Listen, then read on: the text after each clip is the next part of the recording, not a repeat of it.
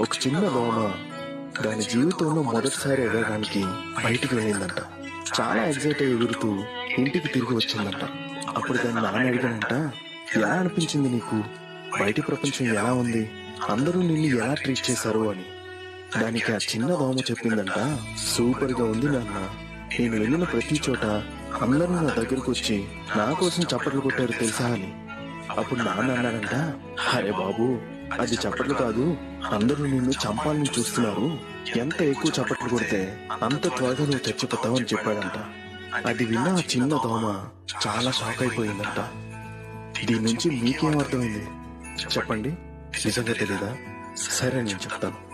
Life లో మీ ముందు నువ్వు బాగా ఎదగాలని చెప్పి నిన్ను బాగా ప్రోత్సహించి నిన్ను పైకి తీసుకెళ్తారు అని అనుకునే అందరూ మీ వెల్ విషర్స్ కాదు. కాబట్టి ఏం చేసినా జాగ్రత్తగా ఉండండి. ఎందుకంటే మీ ఎనిమి ఎప్పుడు సినిమాలో వచ్చేలాగా పెద్ద కత్తి పట్టుకొని రారు కదా.